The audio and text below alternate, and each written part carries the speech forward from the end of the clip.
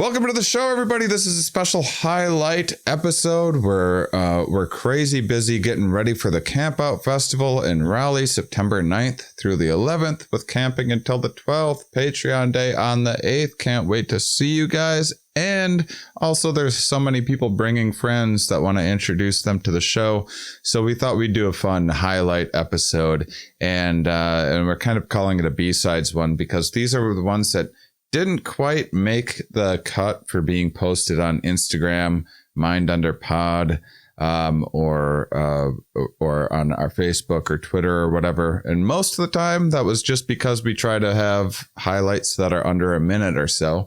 So we thought it would be fun to do an episode where a lot of the longer clips that were almost highlights, but maybe a little too long or something, or McCool ran out of time or whatever else back when we'd go back and put all of those together. And we're super happy with the way that this turned out. It's super fun and funny and a good introduction to us as well, and nostalgic for those of you that have been around since the beginning. So enjoy today's episode.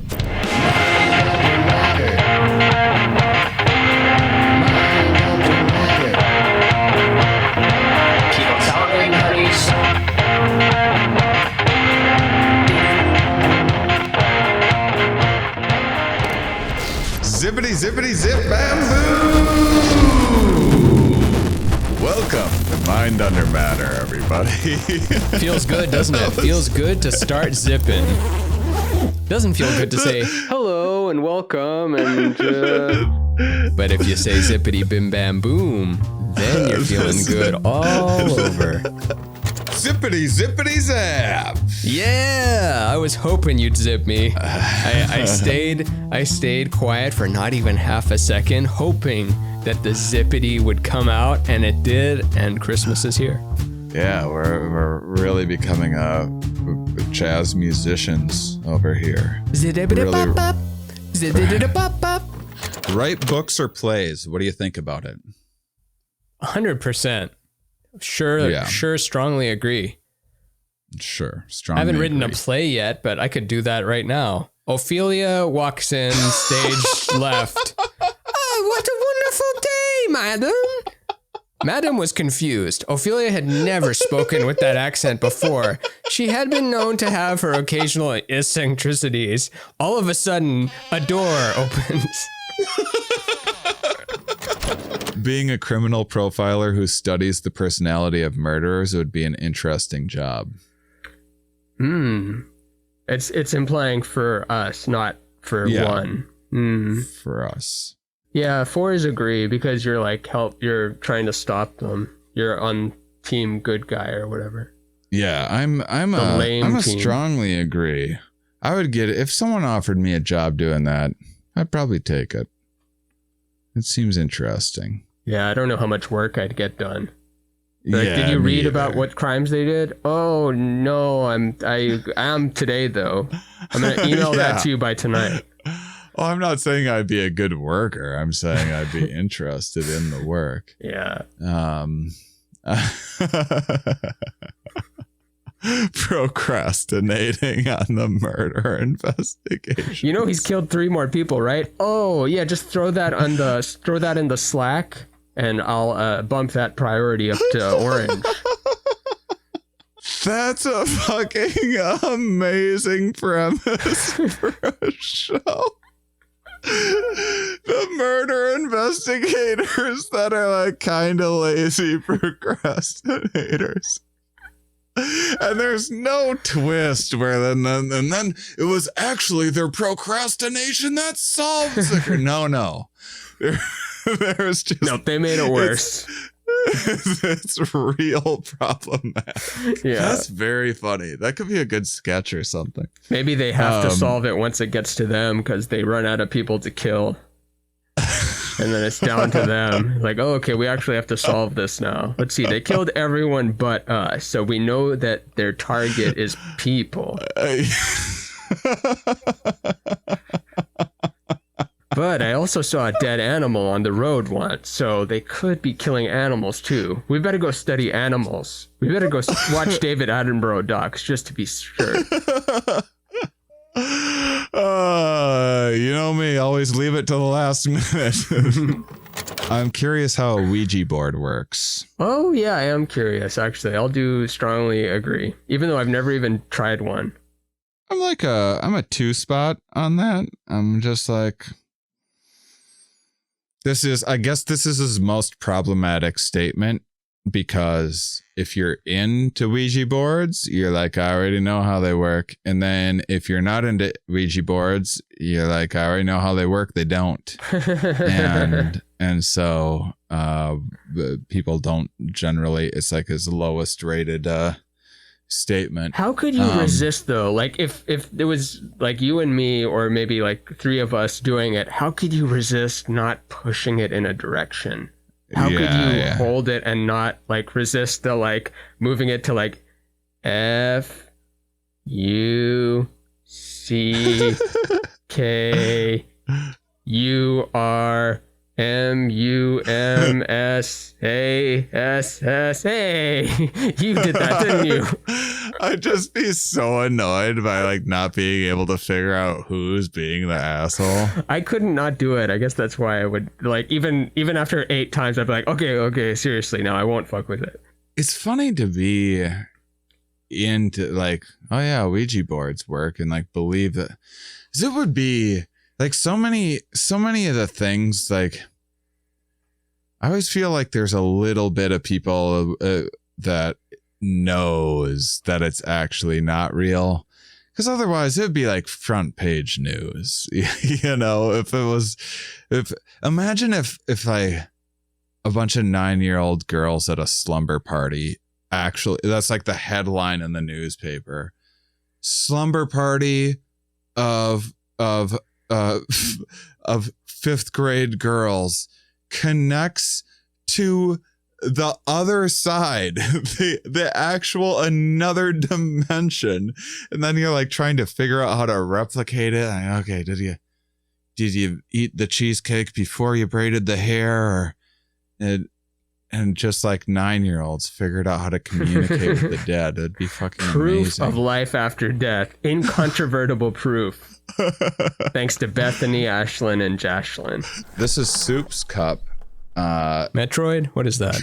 Transformer. Optimus Oh, Transformers. Prime. I sound like a dad now. What franchise is that? Incorrect franchise? No, Dad, it's correct franchise. Oh, sorry. I thought it was X-Wings. Is that X-Men or X-Wing? What space trek y'all watching? It's all the same to me because it ain't real life. It's toys that children play with. Now Saving Private Ryan, that was real. But Transformtrons, y'all gotta start looking for jobs. That is slightly southern, doesn't care about fictional universes. Faja, my newest character. The #1 hit record character coming this fall on the BBC Becca.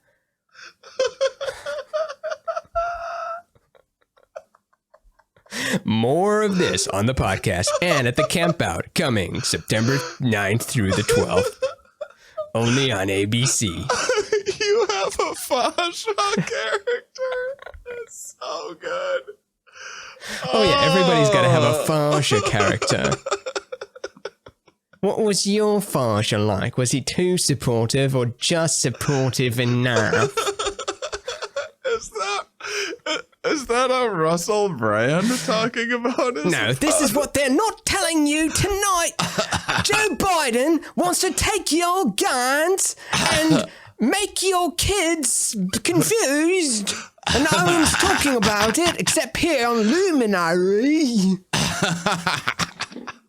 Holy smokes. I actually would love to go check back in, because every time I check back in on Russell Brand, it became even more and more of that. Like it became from like the American flag in the far background to being like very close to like wearing camo to like the eyes going bigger and the more clickbaity title. So it's got to be like just awesome now. Those thumbnails, all of his thumbnails are bananas. Yeah, everything's on fire and like, it's the end times and I have the answers. Mate, I don't have the answers. That's what I'm trying to say. I have the questions. Why are you not asking these questions? I don't know. Maybe if I was higher in some other personality traits, I would ask the questions, but I'm fine with the Chinese Communist Party just doing whatever. Just do it. Just do it. Who cares? What am I, some kind of guy? I'm not some kind of guy, and I'm not going to do those stuff. I'll do this. I'll tape this.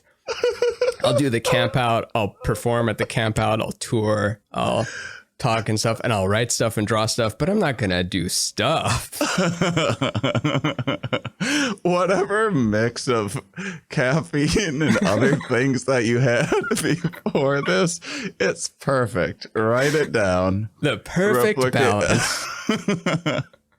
This is the latest one we've ever done. Maybe that's what it is. Oh, yeah. I am way better at late nights. I don't turn on until like late at night, you know? Oh, like 2 p.m. That's recordings. Oh, tell me what you need. Oh, man. All right. That's, yeah, late night recordings. Late nights are where it's at. Yeah. I'm into late nights. When I think of like grunge in the 90s, I'm like, what are you sad about? It's 1994. It is. It's true. It's great. I don't know. Yeah, like, what about the Iran-Contra missile crisis? What?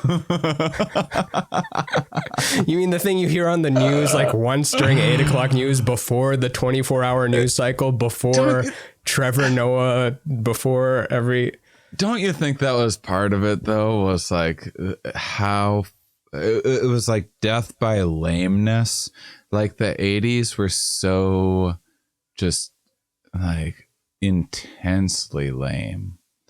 And just everything they were cheesy and loud. Yeah. It was like a worse version of this shirt with like harder edges, zippers. Lots of zippers and reflective clothing and stuff. Yeah. Hair metal and new wave, which I love a lot of that stuff. And I heard Bill Burr recently go on some rant about like, Kurt Cobain comes around and everyone forgets how to play guitar, which, everyone's saying grunge is great and stuff. But I was kind of like, I still kind of like Whitesnake.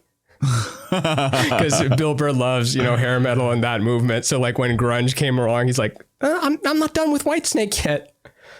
Really? Yeah, like Van Halen, Whitesnake, Zeppelin's 70s. But yeah, he likes that stuff. So it's funny to see the people that loved the maximalist approach to rock and roll and guitar shredding and just hitting the toms and spinning around and Motley Crue. And then it becomes like wearing flannel and just playing power chords. So some people were like, hey, I was still listening to that. Interesting. Yeah, because that sort of stuff. I have a distinct memory of someone in third grade being like, hey, Shane, like trying to win an argument with another friend. What's better, Def Leppard or Guns N' Roses? And I was like, I like remember freaking out. Like these were important people that I wanted to impress with my answer. I was like, Def Leppard. And then half of them started celebrating. It was... And now they all blend together. Doesn't it feel good to be in a Patreon episode? We can just sling back, relax, say whatever. Don't even need to try. No, don't even need to do anything at all. No pressure. No pressure. The people won't unsubscribe. They just love it for For the love. Unless this is their first bonus episode that they're getting. Oh, shit. I gotta straighten up my non-tie. Zippity bam bam boom, everyone. Today we're going to be discussing the further intricacies of neural development inside of cognitive systems. Now, a cognitive system comprises of several different variables. First being the physical matter of it. The second being the electrical impulses traveling through the cognitive system. And third being we don't know. It's why its cognition is quite a mystery. I bet this is like over $100 shirt right here, and nice. I don't know what makes it be that, but I mean it looks good. So we don't have a good frame of reference, but if it's like 40% off, it feels like you really got a bargain. And one day a new CEO came into JCPenney, and he is like, you know what? We're gonna have a more honest relationship with our customers. And they had this fair and honest pricing where there are no more sales, just everything costs what it costs, and it's competitive with everyone else around. You're making a mistake. They lost like nearly $1 billion that year. In a second, probably. Like I'm taking business away from them just hearing about this, and that's already happened in the past. Yeah. I'm like retroactively making them go even more bankrupt just by hearing that. Yeah. You wanna lie in a way that makes people feel good, like they're pulling a fast one on you. Mm-hmm. They should do that at grocery stores where like accidentally, like they should make everything a little more expensive, but hire cashiers that like don't scan the thing properly and then put it in. So it's like the cashiers here sometimes slip. Every time I go, they don't scan something in. So I end up saving like $20. That's not a bad idea. Yeah, but it's built into the price. Yeah. The slippery grocery store. Yes. Have you been to Slippery's? I swear the fucking cashiers there. Slippery as fuck. I don't know. If you just spark up a nice conversation with them, they'll just not scan a couple items. Consciousness just makes such outlandish leaps sometimes from these small little nuanced things to like, whatever, all of it's pointless anyway. If you argue for nihilism, it's a very lose-lose case. And the feeling that triggers it of not being on top of everything, I've realized that that's a trap. There's no such thing as being on top of everything. There's no such thing as having all your messages replied to, or pay every bill, or be where you want to be. So it's like, just accept you're always going to have Tetris blocks falling, and that your Tetris is never going to be that clean slate that you want. It's like, there's always going to be some holes in the Tetris thing. There's new blocks coming. You're dealt a new hand every moment. A new problem arises and you choose where to place it. And sometimes there's no great decisions. There's only less poor decisions. And it speeds up too.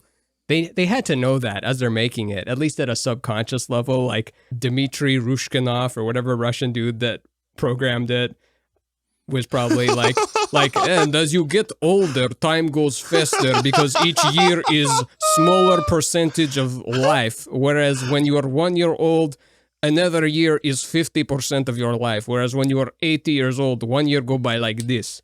So we speed up blocks, and in the end you die even if you play perfectly. Well, that's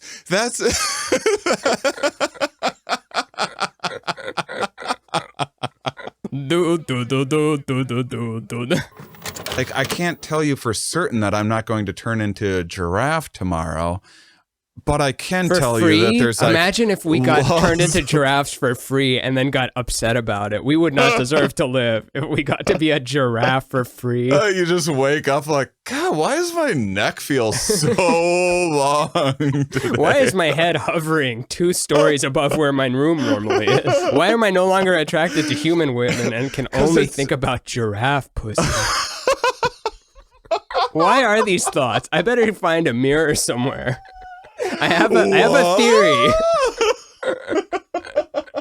Because if you were a giraffe and you look in the mirror, find out you're a giraffe, like, you're gonna be like, God, how am I gonna explain this to people? And then you go outside and you see everyone's a giraffe. You're like, oh, whew, we're all giraffes. What a specific type of relief that would be. Someone is on it. Someone's definitely on it already. I don't have to fix this. It's not going to get fixed, or someone else will fix it, but I don't have to worry about this giraffeness. I'm going to enjoy it. Squids do some mating behavior stuff that's interesting. So does cuttlefish, but squid will they'll change half of their body to be like flirting with a lady. So this is over here, colorful on the right side, flirting with a lady, and then on the left side, it will be no homo. It will be Sup, bro? Just not showing anything or indicating any kind of wanting to get down. Well, let's play Madden. You sit on that other chair. I'll sit on the edge of this couch. Meanwhile, on the other side of the squid, some tango, like really South American flirtatious hip shaking, doing it dance. What's the most doing it dance? I know grinding is, but like those tango, like, you know, those Brazilian dances. I don't know there's many words for them, but have you seen those ones where it's like, it's a combination of them. They come apart, they come together. It's very like intimate, close, like fake slapping back and forth, fake avoiding the slap. It's like almost like illustrating a whole life of a relationship in a dance. Someone post that in the comments. Post it all in the comments. Post something. It all in the comments. Post something in there. Please, for the love of Jesus Christ. Post something for our octopus asses. Question 23 of 36. I look down on people who unwisely share their secrets. That's such an odd phrasing. Strongly disagree. Thing. I mean, I guess I think I'm like, sharing secrets can be good. Whether it's being vulnerable or helpful. I might be a neutral. I mean, how'd you make those brownies? Oh, well, it's an old family recipe. Here you go. You fucking idiot. I'm gonna start my own giant brownie business. You stupid, pathetic fool. You've lost. Wrong move. Whoops.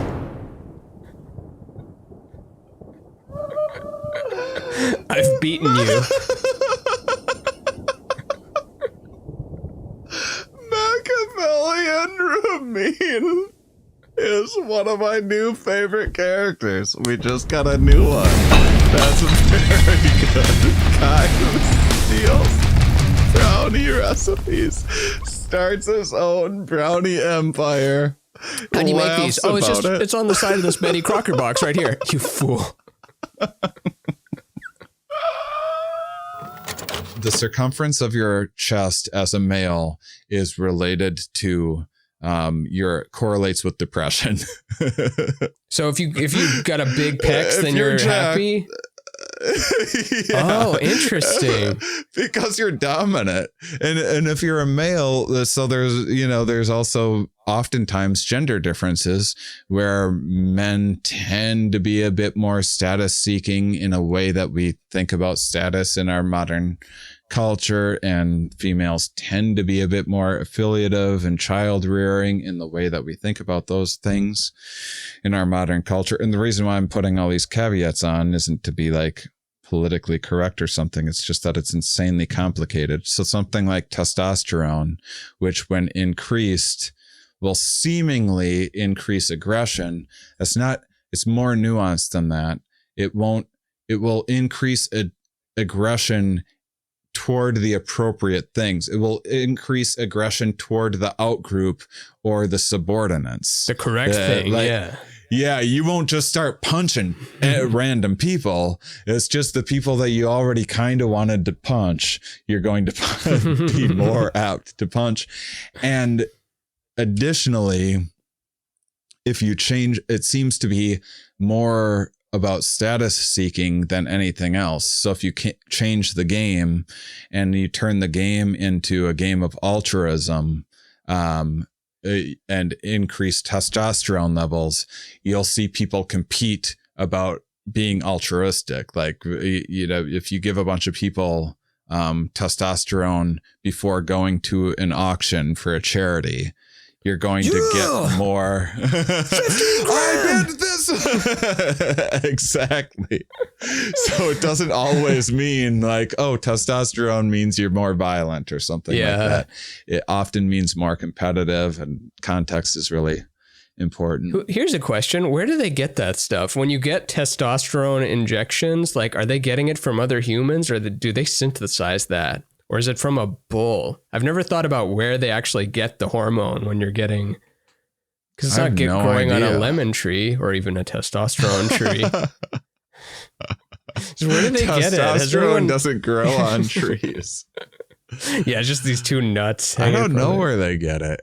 And it's not even from the nuts. The average American consumes how many hot dogs in a year?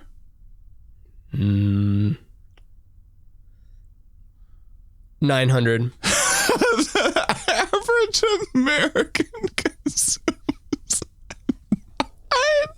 900 hot dogs. That's 3 generous. hot dogs a day. Yeah.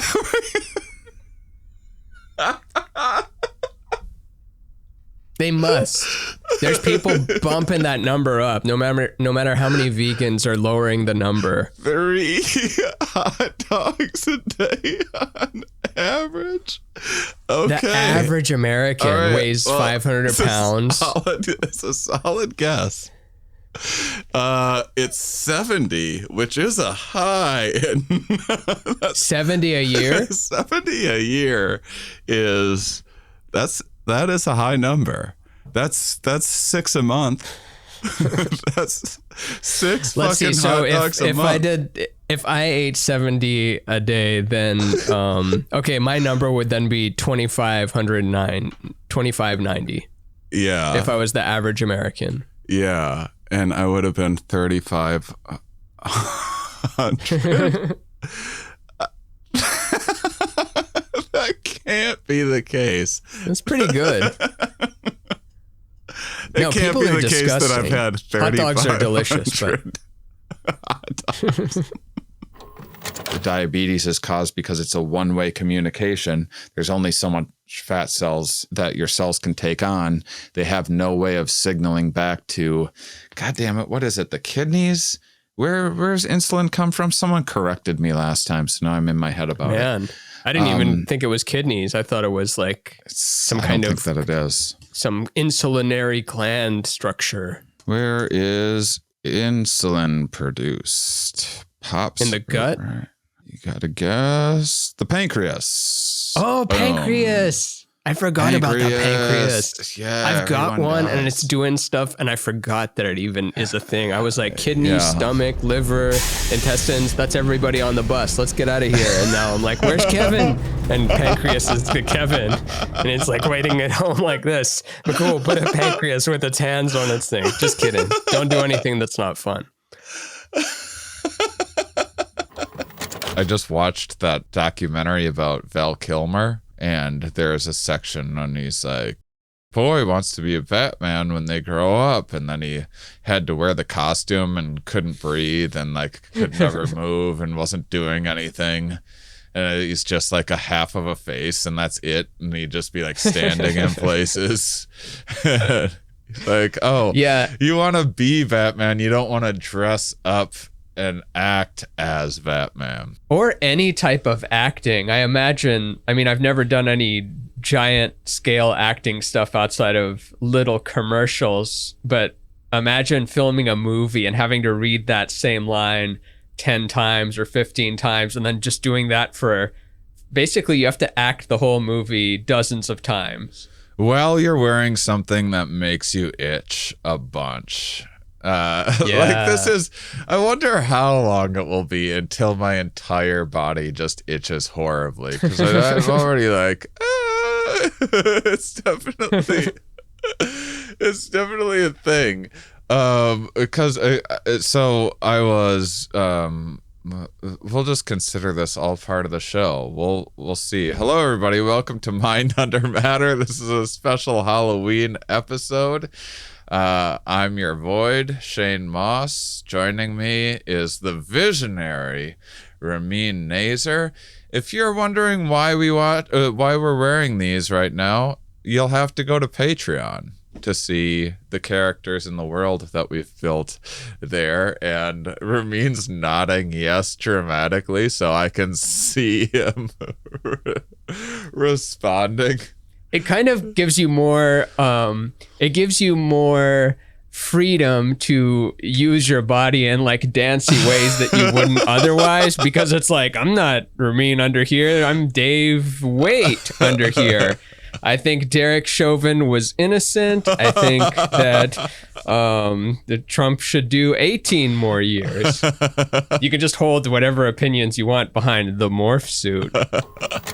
You know, you've heard the Amanita Muscaria. Yeah, the red mushroom with the white dots on it that make you feel Christmassy. Yeah, the idea is that there's these Siberian reindeer herders. So this never came up in any of the just light research that I was doing, other than I've heard from other people talking about it. But reindeer herders, there was shaman that would store up these mushrooms, and then they would drop them off during winter solstice for people as to basically trip. And when the shamans tripped, they would ring bells. They would sit on like a reindeer pelt and ring bells, and it was like kind of like they were flying or whatever. Cool. And if reindeer would eat them, it kind of would look like they had a red nose or whatever, and I think reindeer would eat them and jump up really high like they were flying. And as the story goes, they would pack up these mushrooms in a sack and take a sleigh around to all of and because it was winter, oftentimes the doors would be like snowed in, and so they would drop them in through the chimney because that's all that they could get to. So that was the gifts that they would drop through the chimney. That's a lot of it. That's a lot of it, and it's a very exciting story. The older I get, the more I hear stories like that from the psychedelic community. I'm like, yeah, that sounds a little too fun. And my guess is it's bullshit. I've been burned too many times by stories like that when I like find out the truth of it. Like, actually, that was kind of made up. Wait, the dropping it through the chimney part? Like, I don't know. I haven't looked into just generally. It makes sense if you look at it from the long, like, it's not like they did that all at once, but over the thousands of years, like maybe a few times it happened and then it became part of the lore, even if only like a couple of people were dropping the mushrooms down the chimney, but then they told their kids about it and their kids, and then it just became part of the universe. Yeah. There's also, I do question it a little bit because there's just such a tendency in the psychedelic community to be like, these are sacred and they've been doing this, and what you do is you go and you do this traditional practice. And like actual anthropologists that I've talked to that go and study tribes and Peru or whatever, it's like, it's not like they don't do it. It's just not as regular as you would be led to believe. And they kind of project whatever, like people come to them for help and they just kind of are the mirrors and like give people what they want, and they're making money off of it or whatever as well. And so they're just kind of like building a story around it more than is actually in line with reality. That seems to be the case quite a bit. And that one sounds real though. Yeah, just because none of it sounds that crazy, because like they're taking the mushroom and then it seems like the reindeer are flying and they. Yeah, I should look into it. I hope it's true. Either way, we'll never really know. Yeah, and that's not me like shitting on people that believe that stuff about psych. It's just that, as far as I'm concerned, psychedelics speak for themselves. They have good, they have their amazing experiences that you can have, and I think the science bears out in the end, and it doesn't really. I think like embellishing past stories and everything and creating lore around them is unnecessary. It's like, you don't really need lore around a self-driving car. It's like, it speaks for itself. It's fucking awesome. Well, it was developed mainly by George Hotz and a little bit by Lex Friedman on this one car. And then, who else is working on it? I don't know. Elon, I guess. But yeah, so that's cool if it's true, for sure. But I didn't see that in any of my like little bit of research that I did, which wasn't enough. But it was one of the interesting things was that this Christmas almost went away. So Christianity kind of tried to co-opt this winter solstice, or they did co-opt the winter solstice, and then they tried to make it, basically they tried to like control it more, and which I don't even think a lot of that stuff's about power always, I think it's just a lot of it is you're in charge, you think you know what's best for people, and there's a world in which it makes sense for you not to be like drinking and causing a bunch of ruckus and like having loose sex or whatever else. And it's especially convenient that you don't have to follow any of the shit that you're prescribing on others, like you do it yourself and you're like, well, yeah, sure, I do it a little bit, but like everybody else shouldn't be doing this stuff. Yeah. I think that's a pretty natural part of the human condition. And then it's just you give anyone enough power and authority, and that's just sort of a natural expression of how they end up like commanding people. Yeah, because they think they're helping. They're it's like in The Handmaid's Tale where the guy says better isn't always better for everyone. I don't know if that makes sense, but just they're going to make the world a better place, but they recognize that like, okay, it's going to be better for this section, but maybe these small sections here will have to eat it a little bit because what they're doing can't isn't argue with good. our birth rates. Mm-hmm. That's a fucking great show, by the way. Handmaid's Tale? Yeah, we stopped around season 4 or something. I think it's good, but you kind of get tired of it after a while. Yeah, maybe I don't think I've seen past that either. I mean, there's only so many times you can watch June stay behind. Like, no, I'm staying behind until every last person is free. Like, okay, they're just renewing it for another season. And the original book is like 80 pages long. So we've been planning this whole time to maybe do a Mind Under Matter tour starting after the first year anniversary, which is in April, and maybe putting together a Mind Under Matter book with all the art and everything. So we got a bunch of stuff that we're working on. I want by 2025 or 2026, I want an official mum day. Like the mayor has to actually have a key and a hammer and a ribbon and like an official thing. Like I hereby declare in the city of Los Angeles to be official mum day. Dude, we can get some stupid little town to do it. For sure. You think your town will do it? I think Maybe. LA might be a tall order. I bet I could get. So I'm originally from. It's called Onalaska, Wisconsin.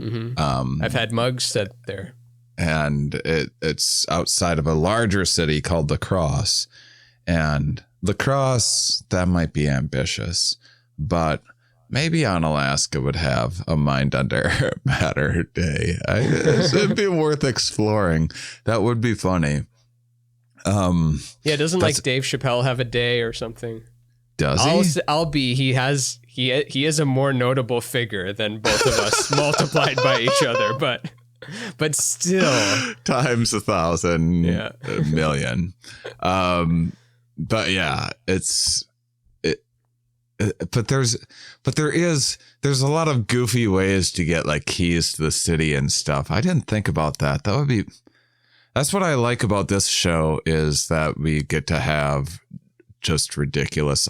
Like if you're on YouTube right now, we got to get dressed up again.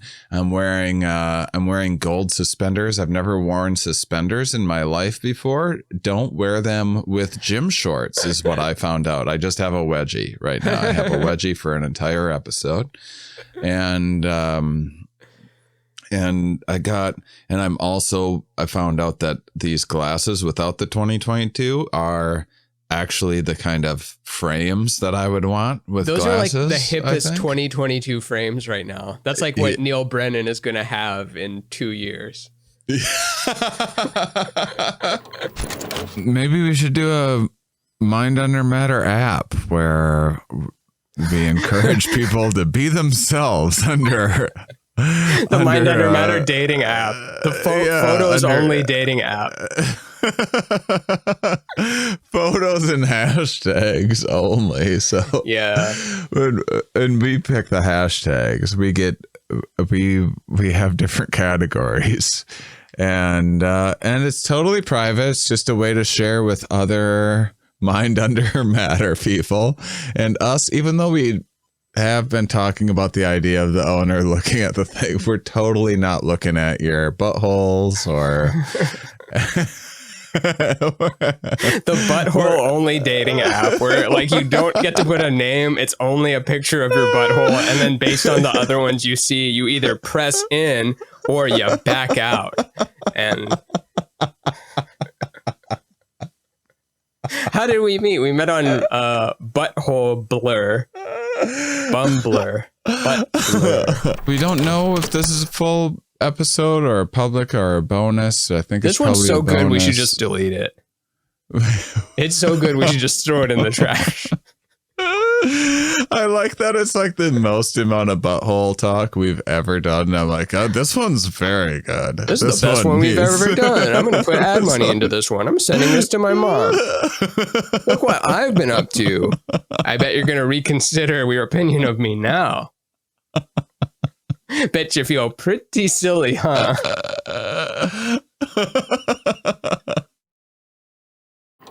If you really want to ruin someone, in so many cases, you could just ignore them. Like, if there was a way to communicate in a way and be like, hey, should we all just ignore this person?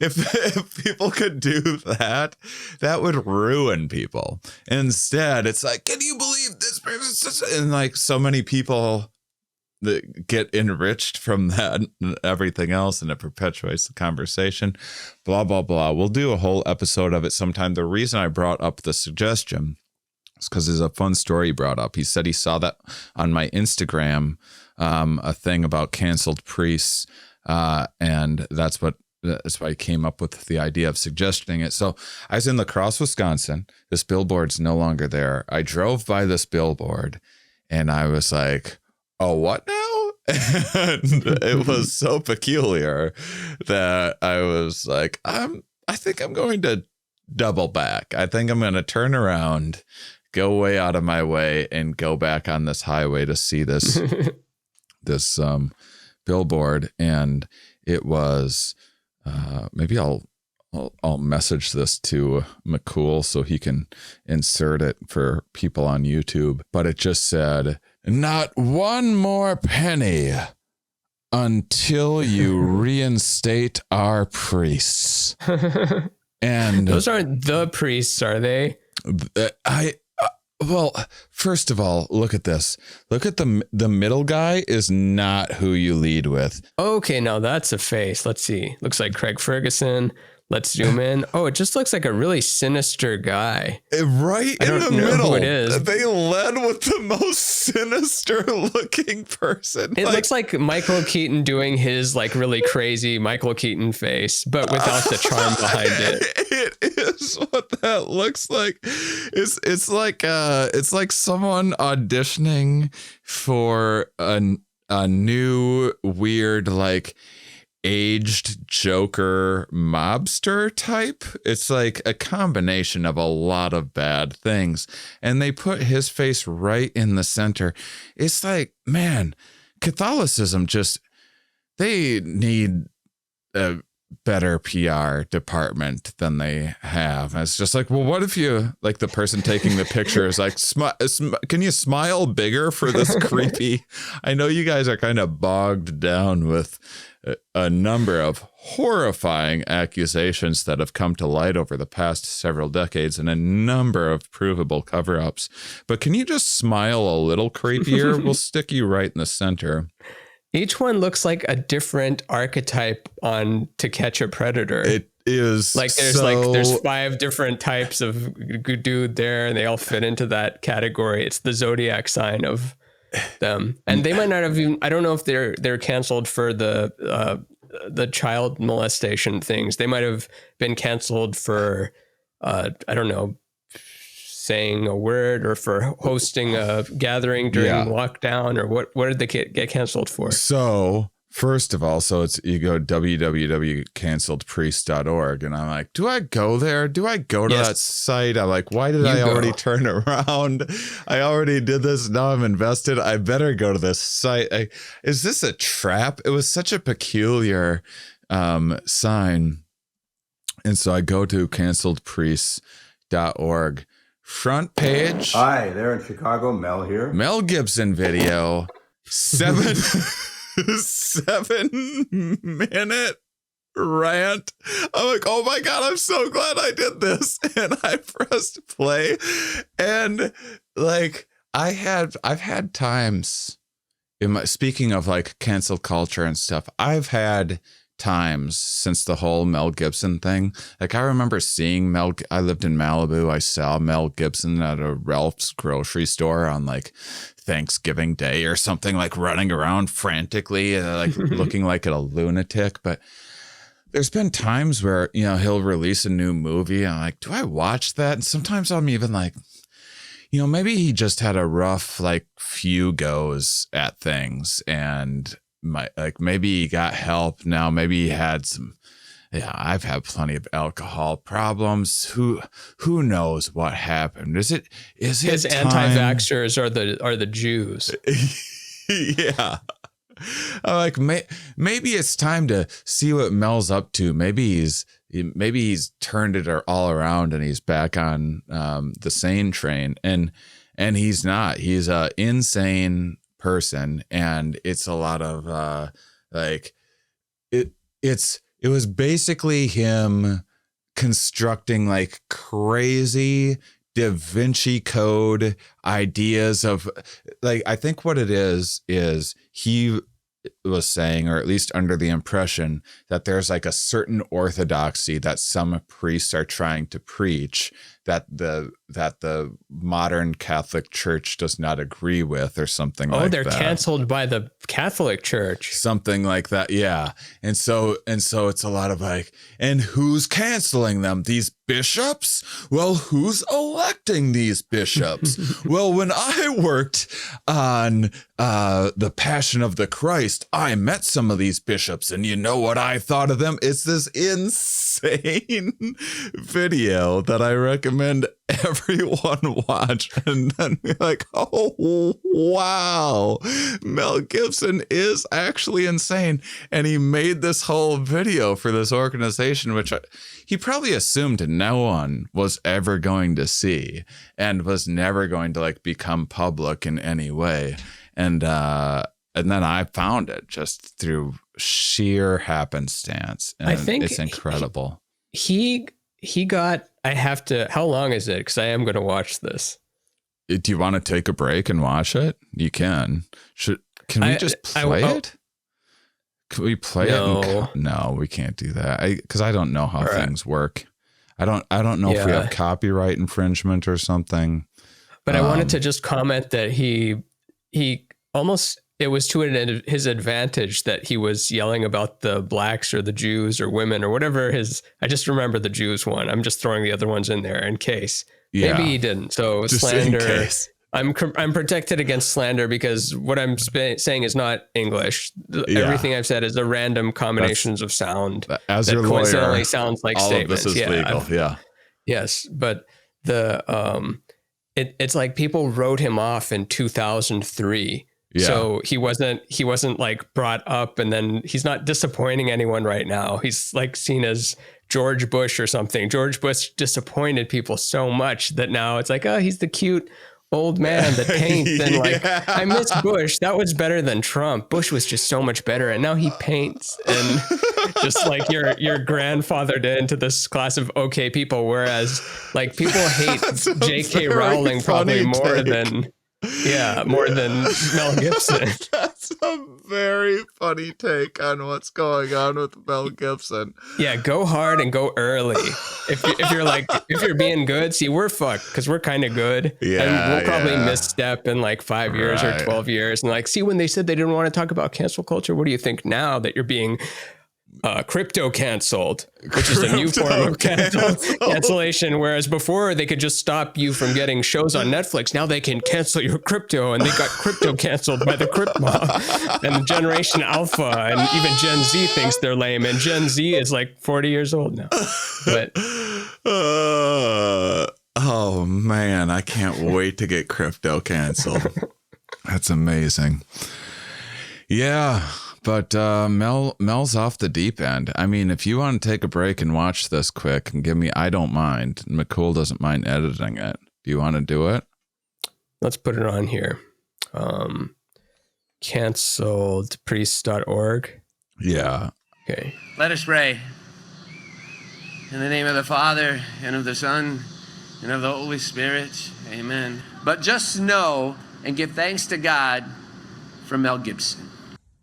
The Coalition for Canceled Priests. I mean... And we're back. And I've seen the video, and whoo boy, I don't want to make a whole episode about this one or anything, but we, first thing, I think no one's heard of this because in order to get to it, you have to go to a website and then scroll down and then read a thing and click on a link to a video. And the video, I think, isn't even housed on YouTube or anything. It's its own video. Like embedded into the website so who's ever going to itself. discover it? You've already gone 8 steps deep in it. But throughout most of it, at first, you can't stop looking at his blue eyes. They're so blue. And we haven't seen Mel Gibson in so long. So it's like, oh, yeah, Lethal Weapon, Braveheart, Mel Gibson. Yeah. Mel Gibson, starring Mel Gibson. And his voice is so like booming and like professional, but a lot of the stuff I don't know what he's referring to, and as he's describing it, he's never specific. It always is boiling down to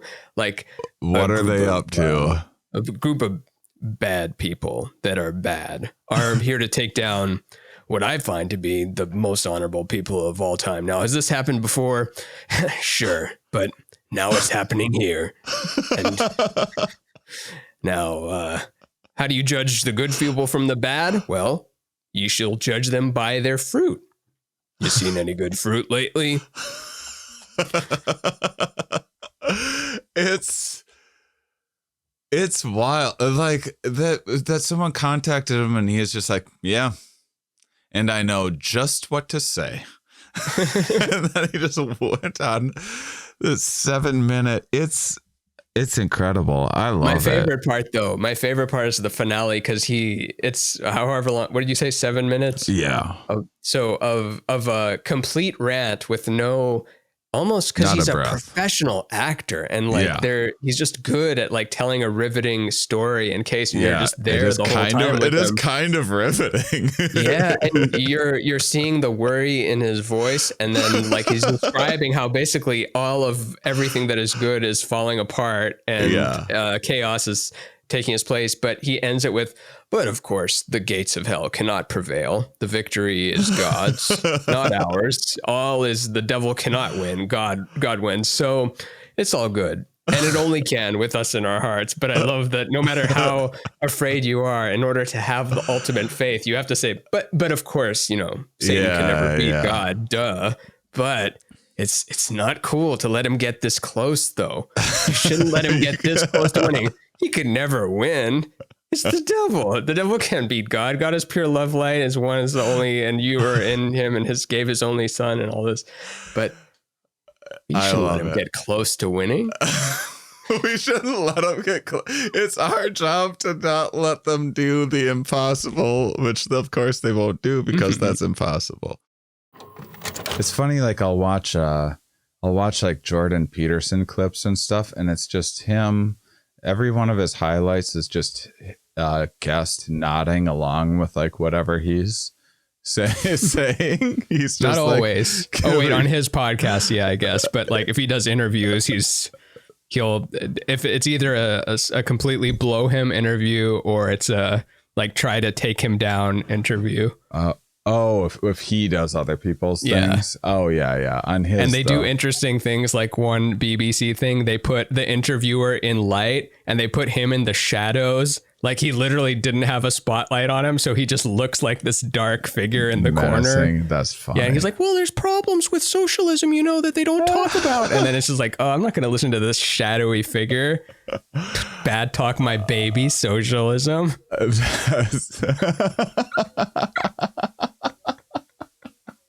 Calling me bucko and he's only eating meat. It's clearly his evil shadow man. I'm going to listen to this nice British lady in the light. Now, you said that there's differences between men and women. How can you say that? How can you say something like that? Well, I've got 8 paragraphs about it in my book, and I'm studying psychology, and there's differences, and there's mostly overlap, but it's a slight edge in other directions for other people's genders. Well, not everyone, of course, but some.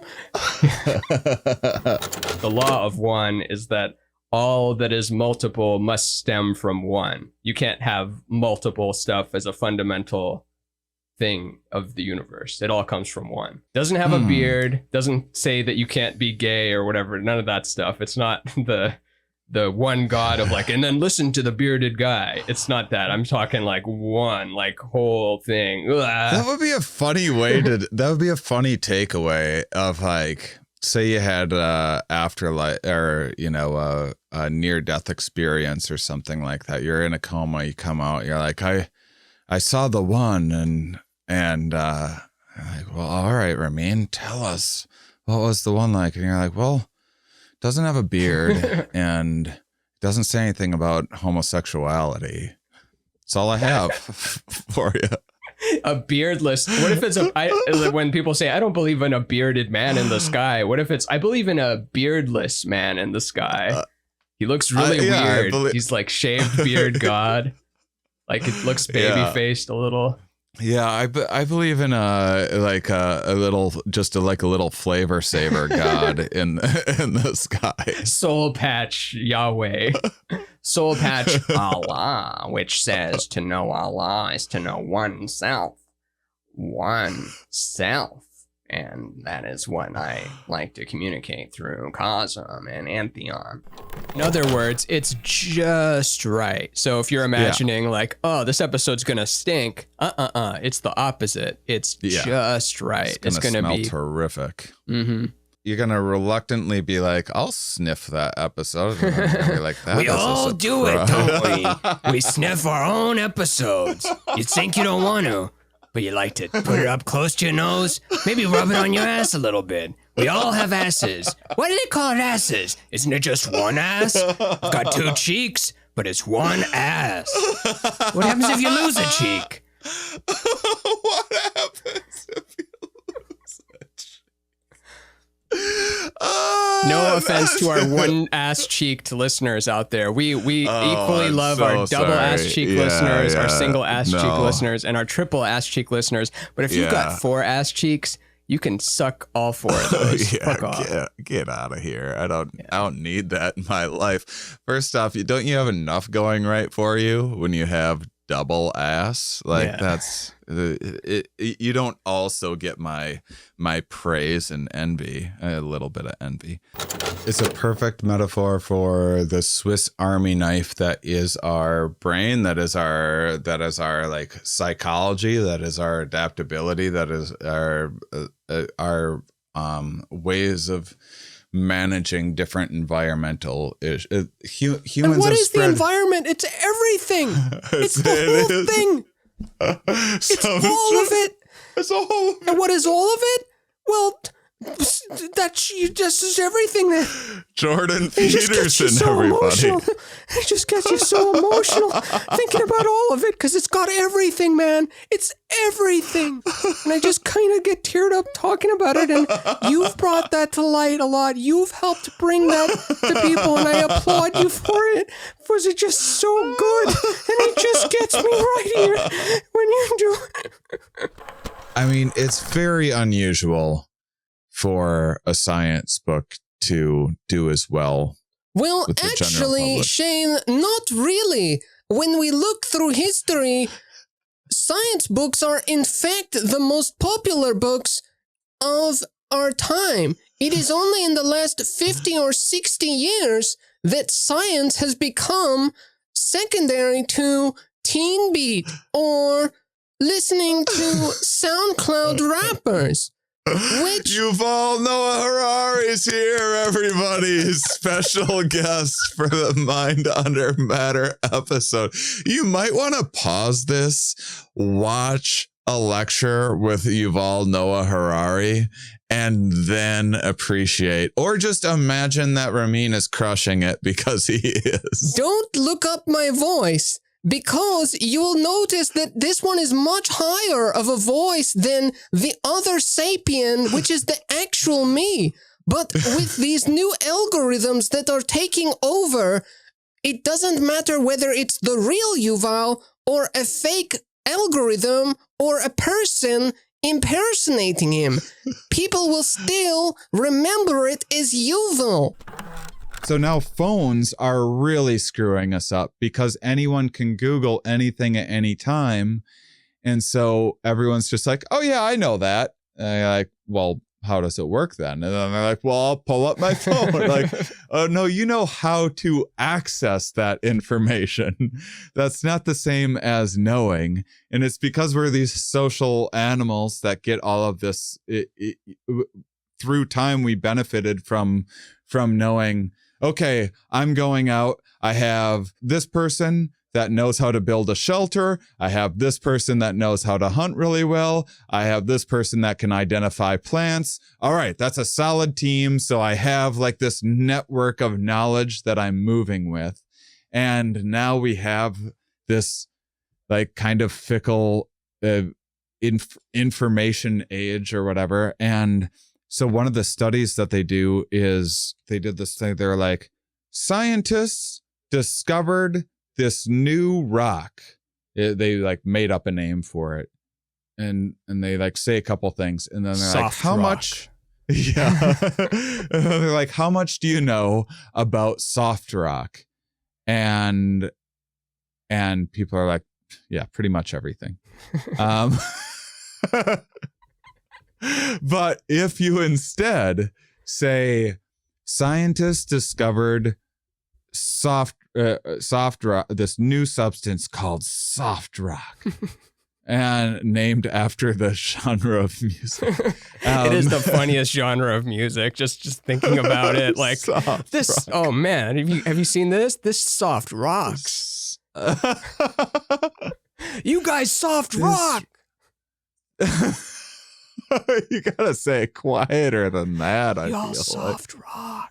man, you guys soft rock. That should be a thing that people can describe this show as. Like, I just wanted to say I'm a listener, and I think you guys soft rock. The way that, you know, fans of Primus are kind of instructed to say Primus sucks. And then if you say Primus sucks on a YouTube comment, then the real insiders are like, oh, that's a Primus fan. But if someone says, oh, hey, you suck, that These means guys soft rock. Yeah, they don't know. Yeah. We soft rock.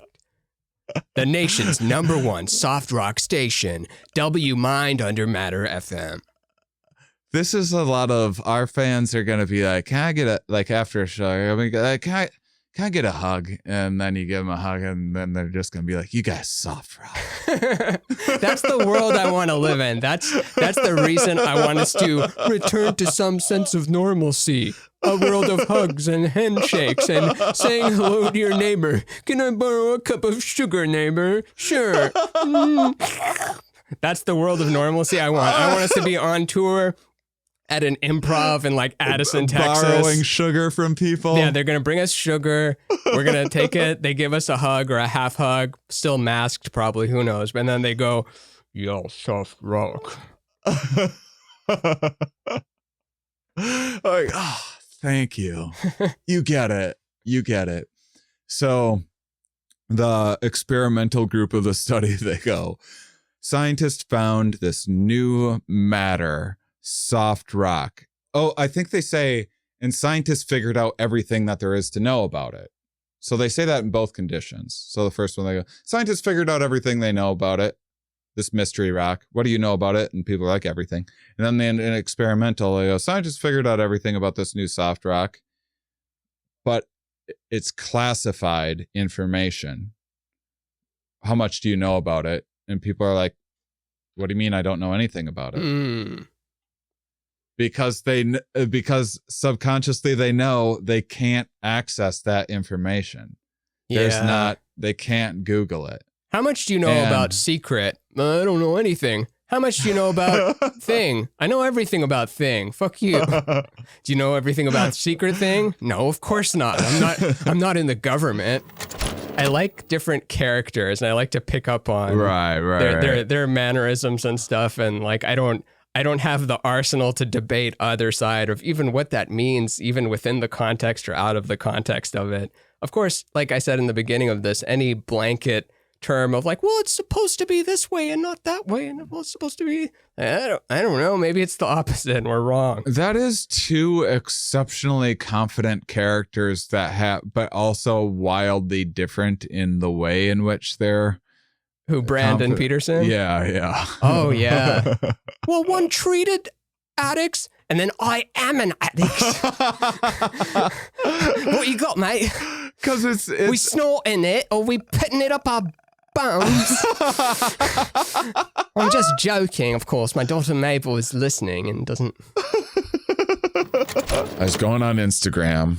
We got a bunch of fun questions in the comments section, and one of them is something along the lines of, if there was like one thing that you could just like get through to everyone on earth, what would it be? Or something like that. I forget. We'll have to give that person a plug.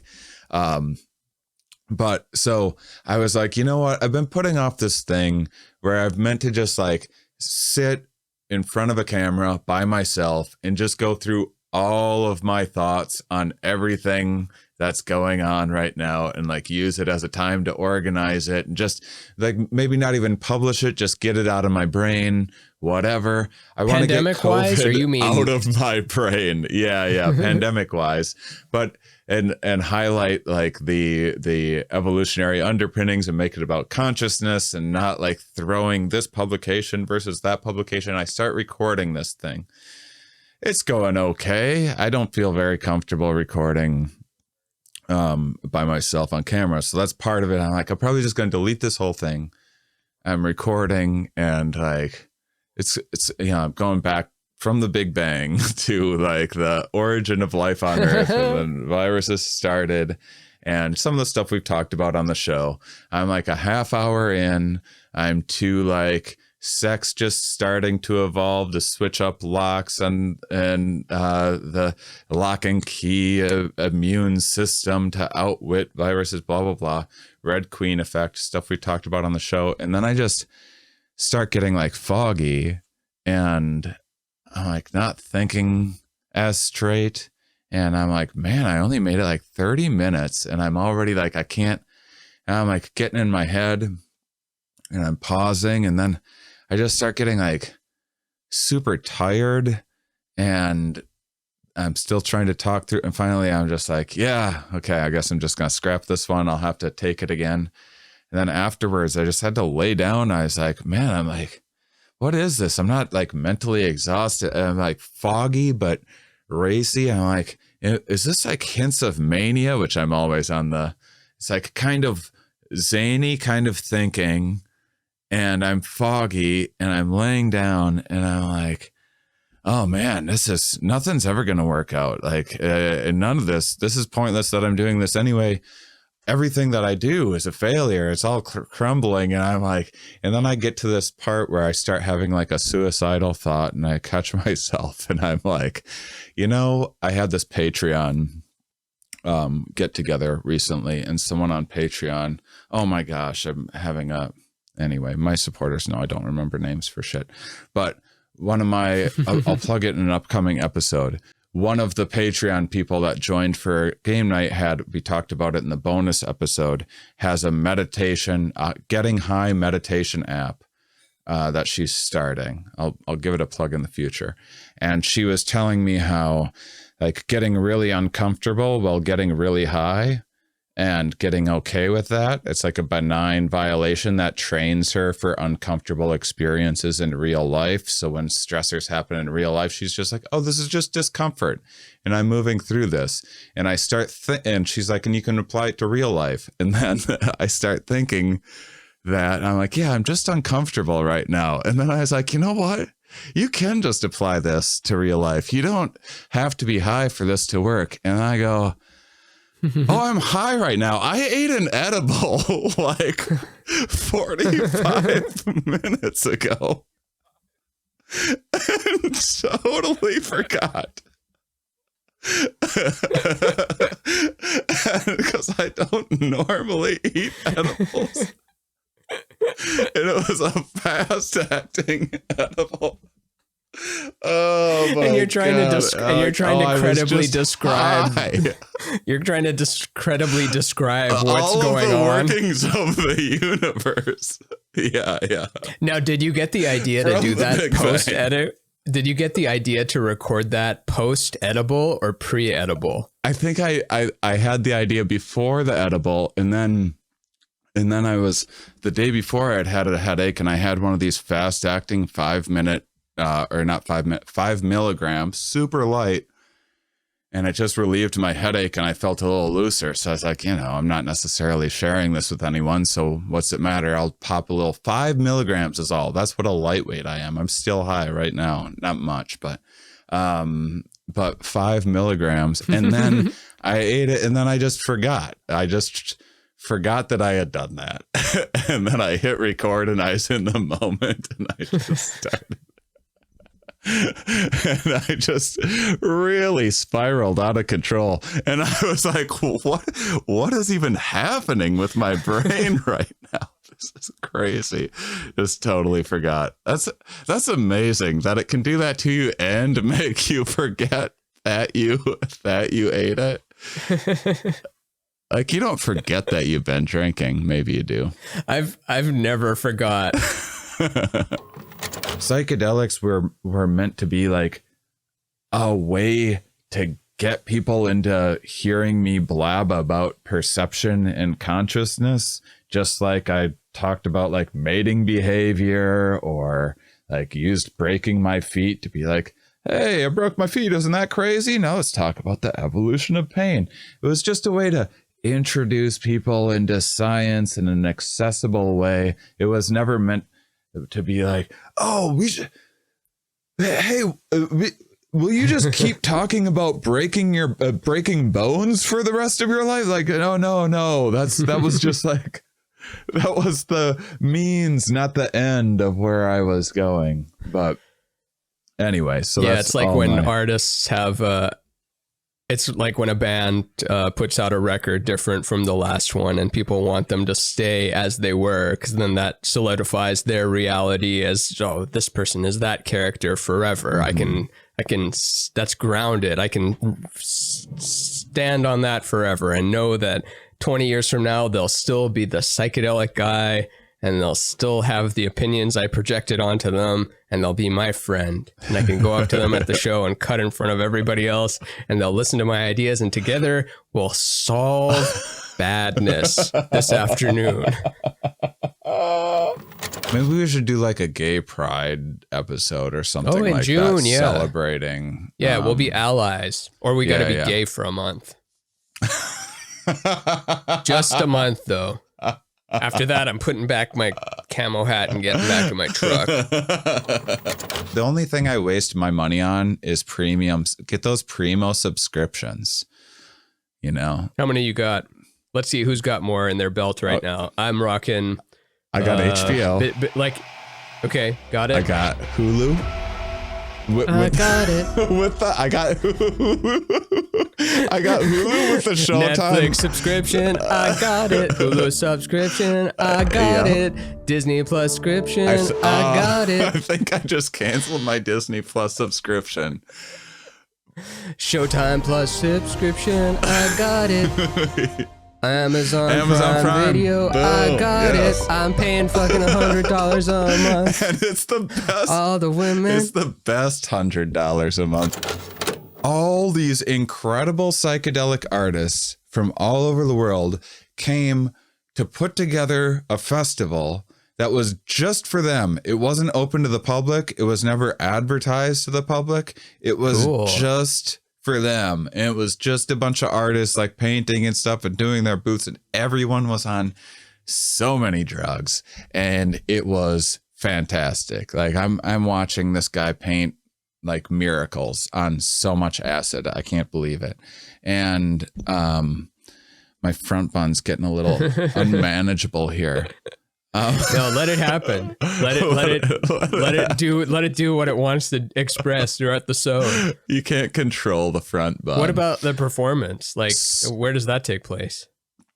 Just out in the middle of some like plot. They had like just a crappy little stage. I don't even think I had a microphone or anything, but it was fantastic. It was super fun.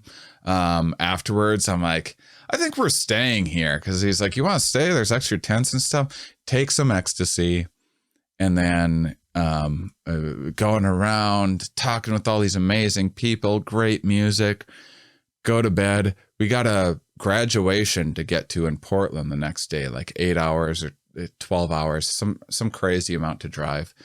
I wake up at like 7 a.m. to Pink Floyd Echoes just blaring from the DJ booth, and I'm like, oh god, I gotta get up, get going. I haven't brushed my teeth. I grab some tin of Altoids out of my backpack, pop a few Altoids, and we get ready. We get in the car, say bye to everybody, and then I start feeling just like a little weird as we're packing up, and like, why do I feel like I'm tripping right now? And then I realize, oh, those Altoids, that's acid. And then I remembered specifically where I got them, and I was in New York City doing Duncan Trussell's podcast, and he goes, you want some acid, man? And he's like, you're gonna want to be real careful with these, man. You're gonna want to have like half of this one. And I put like 4 in my mouth. 10x. Did it not taste strange? Like the first one you popped in, you didn't taste that little acidy kind of, like almost metallic spaceship kind of feeling? No. And it tastes like your pupils dilating. I don't know how to articulate that. It's a flavor that's just pupil dilation, the flavor. Yeah, there's an odd feeling in my stomach on like mushrooms, where it feels like just like it always feels like a blue just liquid just in my gut. This weird, it's the strangest feeling. It's like an emptiness and unsettled and like a little bit sick, and but it's peculiar. Yeah. And it's it's a ramp up thing. I know we've articulated this so many times before, but yeah, you feel like something's going to happen. I don't know what, but it feels like something's, like if a spaceship landed in 20 minutes, it wouldn't surprise me. There's something is around the corner. I don't know what though, but something's going to happen while you're also like feeling. Yeah, the come up is the worst for mushrooms. That first hour, because it can be fun and everything, but it's never gotten better for me. I mean, sometimes it's smooth sailing, but a lot of times my nausea only gets worse with age. It's only my gut going like, again with this shit? Really? And yeah, it only gets worse. But this went great. I have we're going to need a disclaimer for this one. This The is whole episode, you mean, right? Yeah, this whole episode, this behavior. Don't recommend this, but I ended up, I was like, I feel fine. Acid never affects me that much. Usually when I do acid, it's the most boring thing in the world. I love mushrooms, but acid's like, it just adds a little sparkle to things. And I'm like super functional on acid. It's different for everybody, but that's what it's like for me. Damn. And so I was like, Sorry to hear that. I know. And then I was like, why don't I drive for a little bit? We'll see how I do. And then I drove for like an hour. I'm like, yeah, I'm fine. I'm tripping, but I'm like totally fine. She's like, yeah, you are. So I'm going to eat some acid too. And then we just drove 10 hours on acid from Sacramento to Portland. And it was one of the most beautiful days of my entire life. Super don't recommend driving on drugs. Doesn't that terrify you? That sounds like just a very scary thing to do. I know you would. I know we think disclaimered so. it, disclaimer, and so hey, you didn't push back when he talked about that. Okay, I gotta do a little pushback. That's not right. You shouldn't have. Yeah. You shouldn't have done that. Right. No one should do that. Okay, good. I pushed back. Now, but at the time, was that were you feeling confident of it, or was it like, oh no? Okay. Oh no, it felt amazing the whole time. It just made the whole day breeze right by. It was wonderful. And because of the story, because I got it from Duncan and she wasn't familiar with Duncan, I just played his ad reads to her while driving for like 6 hours. You need a website. Well, you don't need a website, but why don't you have one? that's like 90s cartoon Duncan, Evan. That was a cartoon, Duncan. Yeah. It was pretty good. Fruit by the foot.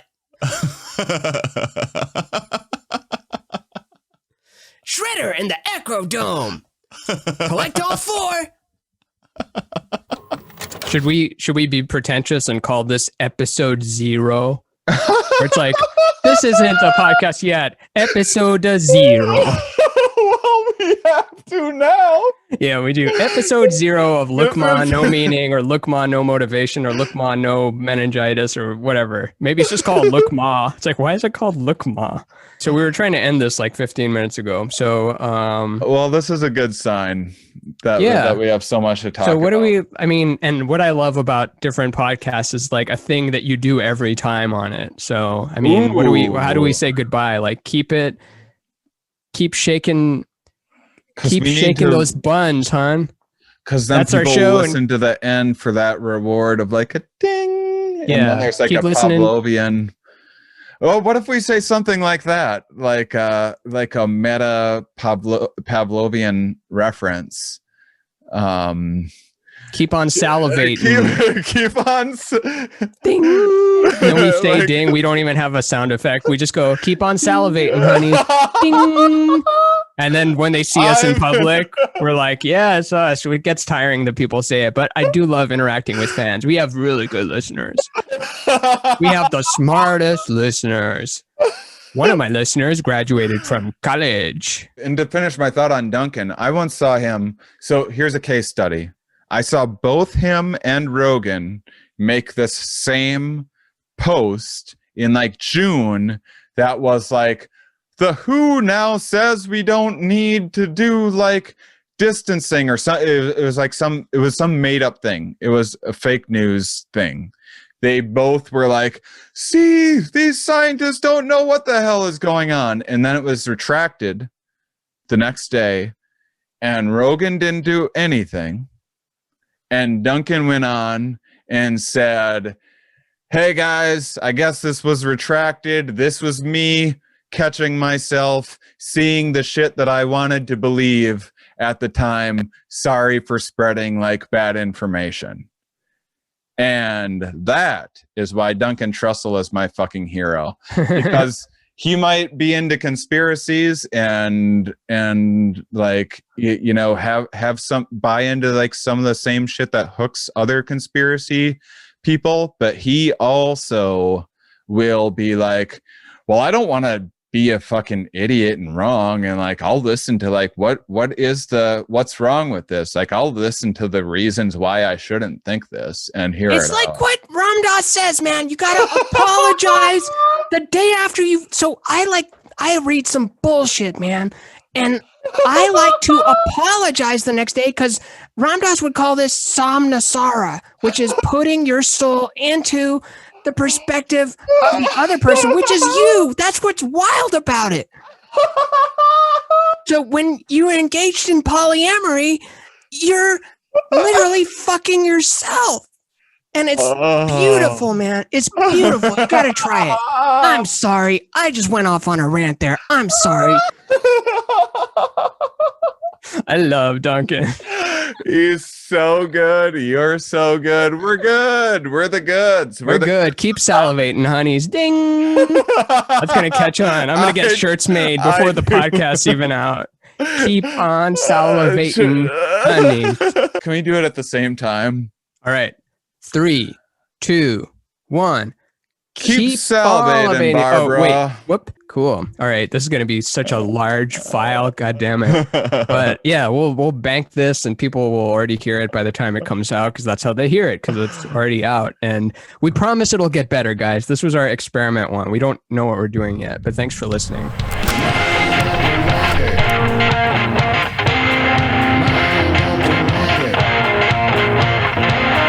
salivating, honeys.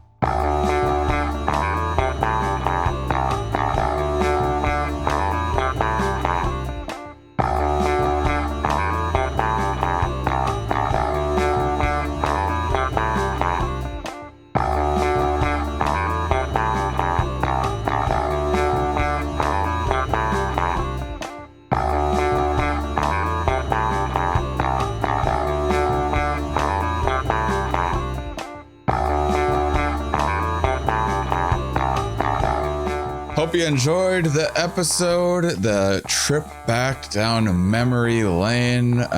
We had fun putting this together and listening back to all the fun that we've had.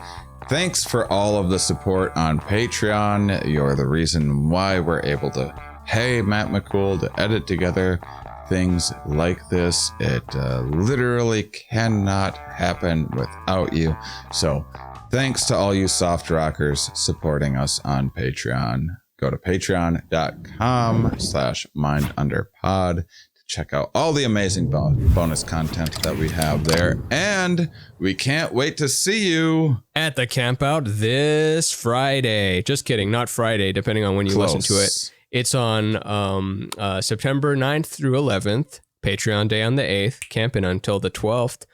Check out mindunderpod.com for all the details, all the pictures, and all the various acts we've got. We've got so many musicians, artists, well-beingists, scientists, live podcasts, food, drink, air, water, earth. Yeah. I mean, everything you need. And you're looking at your screen too much. So just head on over. Come over.